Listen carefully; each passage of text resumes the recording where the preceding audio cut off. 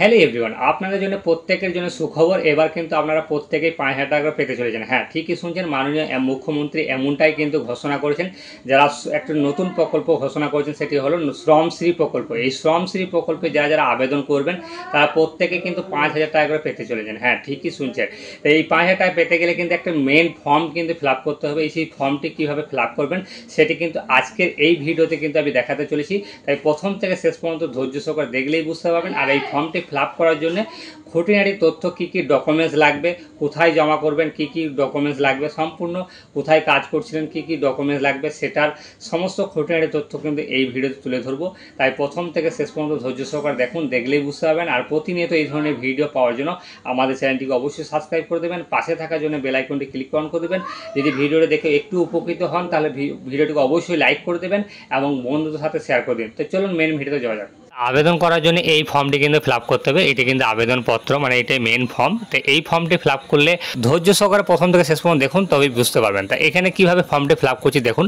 প্রথমত সবার প্রথম যার জন্য আবেদন করবেন তার আবেদনকারীর নাম কিন্তু এখানে লিখতে হবে। লেখার পরে পরে কিন্তু এখানে নিচের দিকে চলে আসবেন। নিচের দিকে আসার পরে কিন্তু এখানে মোবাইল নাম্বার, মানে যার আবেদন করছেন তার কিন্তু মোবাইল নাম্বারটা এখানে কিন্তু বসিয়ে দিতে হবে।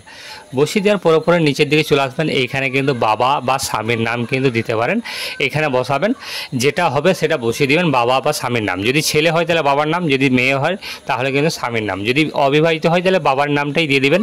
তারপর এখানে আছে লিঙ্গ। এই লিঙ্গটা আপনাদের যেটা হবে পুরুষ ছেলেদের জন্য, মহিলা আছে মেয়েদের জন্য, এবং যদি অন্য কোনো ক্যাটাগরি মানে যেটা থাকে সেটা কিন্তু উভয় লিঙ্গ যদি হয় তাহলে কিন্তু অন্যান্যটা ক্লিক করতে পারেন, মানে এখানে টিক চিহ্ন দেবেন।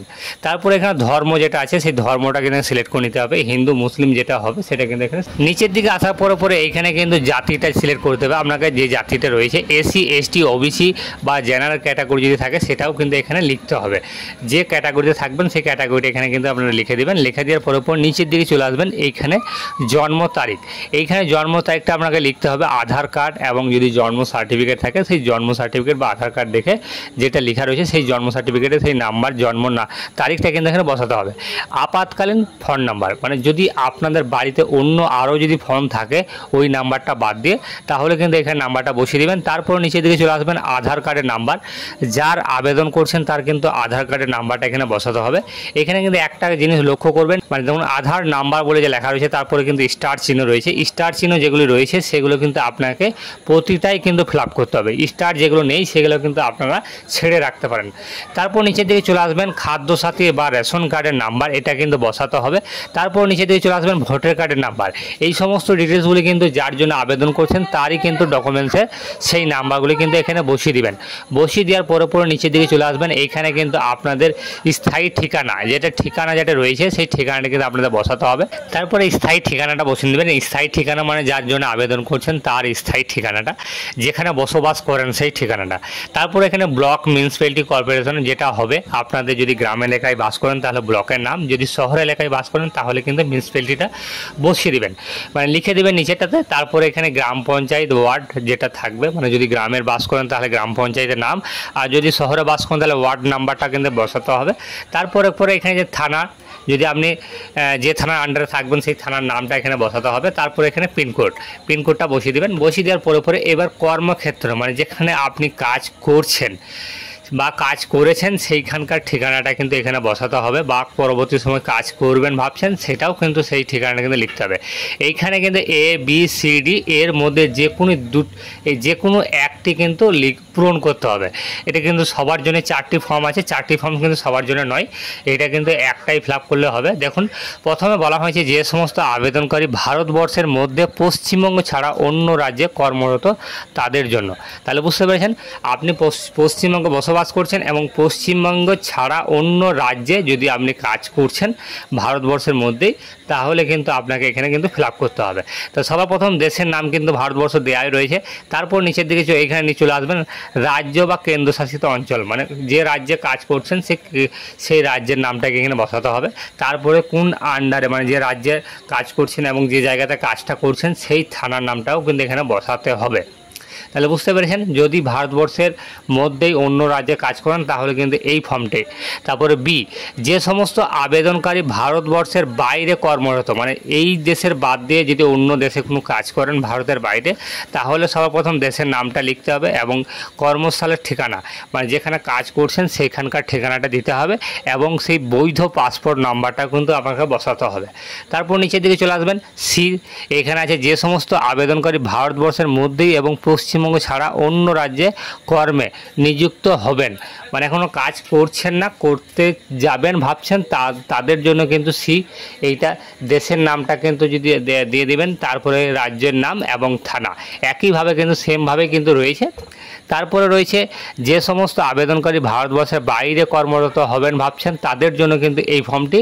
তারপর এবার যেখানে বাইরে কাজে যাবেন ভাবছেন, এই ফর্মটি ফিল আপ করার পরে তাহলে কিন্তু এখন দেশের নাম এবং কর্মস্থলের ঠিকানা এবং বৈধ পাসপোর্ট নাম্বার এইগুলো কিন্তু আপনাকে বসাতে হবে। তারপর নিচের দিকে চলে আসবেন, নিচের দিকে আসার পরে রয়েছে এখানে কাজের ধরন, মানে কি কাজের জন্য আপনি বাইরে কাজ করতে যাচ্ছেন বা কাজ করছেন, সেই কাজগুলির মধ্যে এখানে কিন্তু আপনাকে দেখুন বিভিন্ন রকম কাজ রয়েছে, কৃষি, তারপর নির্মাণ কাজ, রাজমিস্ত্রি, ছুতর, ইলেকট্রিশিয়ান, তারপরে প্লাইমার, তারপরে বস্ত্রশিল্প, স্বাস্থ্য পরিষেবা, আতিথ্য সংক্রান্ত পরিষেবা এবং অলংকার শিল্প এবং বিভিন্ন রকম যে শিল্পগুলি রয়েছে বা বিভিন্ন কাজে যে নিযুক্ত রয়েছেন সেই সমস্ত কাজের নামটা কিন্তু এখানে লিখতে হবে।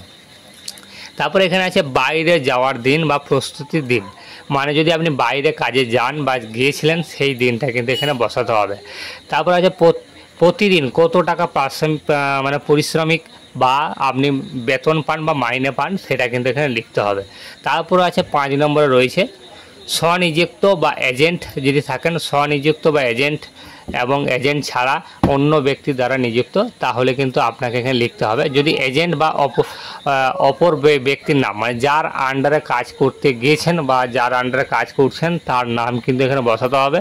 2 নম্বর, এজেন্ট বা অপর ব্যক্তির মোবাইল নাম্বার, মানে যার মানে সাহায্যে কাজ করছেন বা কাজ করতে গিয়েছেন তার মোবাইল নাম্বারটা কিন্তু বসাতে হবে এবং এজেন্টের অপর ঠিকানা, মানে যে এজেন্টের বা যে ব্যক্তির কাছে কাজ করছেন বা করতে গিয়েছেন যার দ্বারা, তার ঠিকানাটা কিন্তু এখানে লিখতে হবে এবং নিয়োগ কর্মকর্তার নাম, মানে যে কাজ দিয়েছেন আপনাকে সেই কাজের নাম, যিনি দিয়েছেন কাজ আপনাকে বা কাজ করতে দিয়েছেন তেনার নাম কিন্তু এখানে লিখতে হবে এবং তেনার ফোন নাম্বারটাও লিখতে হবে এবং নিয়োগকর্তার ঠিকানাটাও কিন্তু এখানে কিন্তু আপনাকে দিতে হবে। তাহলে বুঝতে পেরেছেন, যদি আপনার ঠিকাদার যদি নিয়ে যান তাহলে ঠিকাদারের কিন্তু ABC এই সমস্ত ডিটেলসটা ফিল আপ করতে হবে এবং যার বাড়িতে কাজ করছেন বা করেছেন বা যিনি অফিসে কাজ করাচ্ছেন সেই অফিসের নিয়োগকর্তার নাম এবং ফোন নাম্বার এবং ঠিকানা সমস্ত কিছু দিতে হবে। তাহলে বুঝতে পেরেছেন, এই সমস্ত কিন্তু হলো।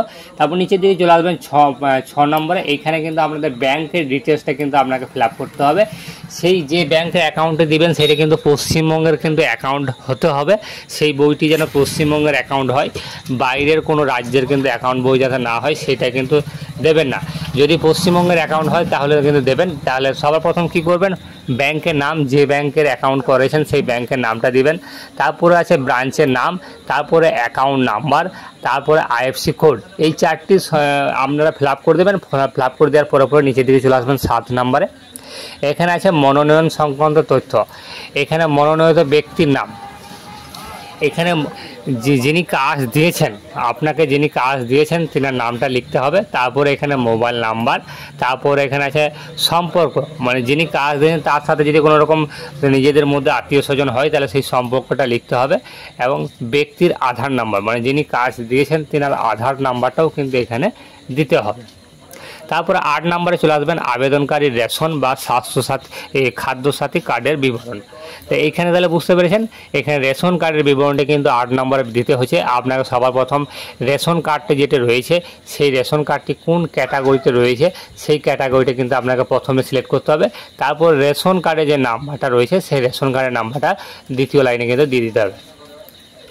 তারপর 9 নম্বর লাইন যে ফর্মটি রয়েছে, 9 নম্বরের মধ্যে যেটি রয়েছে আপনার পরিবার যদি আছে তাহলে হ্যাঁ বলে লিখতে হবে পাশে, যদি না থাকে তাহলে এই ফর্মটি মানে এই ঘরটা ফিল আপ করার দরকার নেই। যদি থাকে তাহলে হ্যাঁ লিখবেন, হ্যাঁ লেখার পরে নিচের দিকে চলে আসবেন। এইখানে পরিবারের সদস্যের নাম মানে কজন রয়েছে এবং তাদের নাম, যদি আপনাদের ছেলে মেয়ে থাকে বা স্বামী স্ত্রী থাকে তাহলে কিন্তু তাদের নামগুলি লিখতে হবে। এবং এইখানে লিঙ্গ মানে আপনি যারা বাড়িতে রয়েছে তাদের ছেলে বা মেয়ে যেটা হবে সেটা কিন্তু এখানে সিলেক্ট করতে হবে এবং তাদের বয়সটাও লিখতে হবে এবং তাদের প্রত্যেকেরই আধার কার্ডের নাম্বার এবং সম্পর্ক, যদি ছেলে থাকে তাহলে ছেলে লিখতে হবে, যদি স্বামী স্ত্রী বা যাই হবে বা বাবা মা যদি থাকে সেগুলো কিন্তু এখানে লিখতে হবে। লেখার পরে নিচের দিকে চলে আসবেন। নিচের দিকে আসার পরে এখানে রয়েছে আবেদনপত্রের সাথে নিম্নলিখিত পত্রের সাথে যে জেরক্সগুলি দিবেন সেগুলি হলো, সর্বপ্রথম যদি বাইরে কাজ সর্বপ্রথম একটা পাসপোর্ট সাইজ কিন্তু ছবি আপনাকে দিতে হচ্ছে, তারপরে রয়েছে আধার কার্ডের নাম্বার, তারপরে রয়েছে ব্যাংকের পাসবুক, তারপরে রয়েছে 4 নম্বরে রয়েছে আবেদনপত্র সহ প্রয়োজনীয় নথি এবং বৈধ পাসপোর্ট। তাহলে বুঝতে পেরেছেন এই সমস্ত কিন্তু আপনাকে দিতে হচ্ছে। আপনাদের যেগুলি থাকবে সেই সমস্ত ডকুমেন্টসগুলি কিন্তু আপনি দিতে পারবেন। তারপর নিচের দিকে চলে আসবেন, আপনার যে পরিযায়ী শ্রমিক রয়েছেন মানে যিনি আবেদন করছেন তার কিন্তু এখানে কিন্তু সই করতে হচ্ছে। দেখুন এইখানটাতে কিন্তু সই করে দেবেন। সই করে দেওয়ার পরে এখানে কিন্তু স্থান মানে আপনি কোন জায়গা থেকে আবেদন করছেন সেই আবেদন করার নাম এবং তারিখ দিয়ে দেবেন। তারপরে কিন্তু এইখানে যে স্বঘোষণা পত্রটি রয়েছে এইটা কিন্তু অবশ্যই ফিল আপ করবেন, তবে কিন্তু আপনি এখানে টাকাটা পাবেন। এখানে আপনি যার আবেদন করছেন তেনার নাম কিন্তু দিয়ে দেবেন। এখানে ছেলে মেয়ে যেটা হবে সেটা ক্লিক করবেন, তারপরে এখানে পিতা বা স্বামীর নামটা এখানে দিতে হবে এবং সর্বপ্রথম নিচের দিকে চলে আসবেন আধার কার্ডের নাম্বার, ভোটার কার্ডের নাম্বার এবং স্থায়ী ঠিকানা, এগুলো সমস্ত কিছু কিন্তু ঠিকানাটা দেওয়ার পরে এখানে নিচের দিকে চলে আসবেন। এত দ্বারা জানাচ্ছি যে আমি ড্যাশ তারিখ থেকে মানে কত তারিখ থেকে কাজ করছেন এবং কোন কাজের জন্য গিয়েছেন এবং কোথায় ভারতবর্ষের মধ্যে কোথায় কাজ করছেন এবং কোন জেলার আন্ডারে কাজ করছেন এবং কোন রাজ্যের কাজ করছেন, সমস্ত কিছু এখানে সিলেক্ট করতে হবে রাজ্যের নামগুলি। এবং দেশের বাইরে যদি হয় তাহলে সেই দেশের নামটাও সিলেক্ট করতে হবে এবং যদি ভারতে কাজ করেন তাহলে ভারতবর্ষ কিন্তু লিখতে হবে। তারপর কাজে যোগদান করেছেন বা করব কবে সেটা কিন্তু লিখতে হবে। যদি কাজ আগে থেকে করছেন তাহলে কবে থেকে করছেন সেটাও কিন্তু লিখতে হবে এবং যদি ভাবছেন কতদিনে মানে কিছুদিন পর কাজ করব সেটাও কিন্তু আপনাকে লিখতে হবে। তারপরে রয়েছে এখানে কিন্তু উপরের যে প্রদত্ত তথ্য আমরা জ্ঞান বা বিশ্বাস মতো সত্য মানে আপনি যে সমস্ত ফর্মটি ফিল আপ করলেন অপর থেকে নিচে পর্যন্ত সেই সমস্ত যদি আপনার নিজস্ব স্বইচ্ছায় যদি আপনি ফিল আপ করছেন এবং যদি সত্য মানে যদি আপনি নিজে থেকে বাইরে কাজ করেন বা যদি করতে চাইছেন তাহলে কিন্তু আপনারা ফর্মটি ফিল আপ করবেন। অযথা কিন্তু বিনা কারণে ফর্মটি ফিল আপ করবেন না। যদি ফিল আপ করেন তাহলে কিন্তু আপনাদের ফর্ম কিন্তু রিজেক্ট হয়ে যাবে বা বাতিল করে দেওয়া হবে। তাহলে বুঝতে পারছেন। এবং নিচের দিকে আবার কিন্তু চলে আসবেন, এইখানটাতে কিন্তু আপনাকে তারিখ সহ এবং পরিযায়ী শ্রমিকের স্বাক্ষর মানে যে বাইরে কাজ করছেন বা করবেন ভাবছেন তাদের কিন্তু সইটা কিন্তু এখানে কিন্তু আপনাকে দিতে হবে এই ঘরটির মধ্যে। তাহলে আপনাদের এই ফর্মটি কিন্তু সম্পূর্ণভাবে ফিল আপ করা দেখিয়ে দিলাম। তাই যদি ভিডিওটি একটু হলেও যদি ভালো লেগে থাকে অবশ্যই ভিডিওটিকে লাইক করে দেবেন এবং বন্ধুদের সাথে শেয়ার করে দিন যাতে করে এই ভিডিওটি নিয়ে অনেকেই উপকৃত হন। এবং আমাদের চ্যানেলে থাকা মানে এবং আমাদের চ্যানেলে যদি প্রথম দর্শক হয়ে থাকেন তাহলে অবশ্যই চ্যানেলটিকে সাবস্ক্রাইব করে দেবেন এবং পাশে থাকা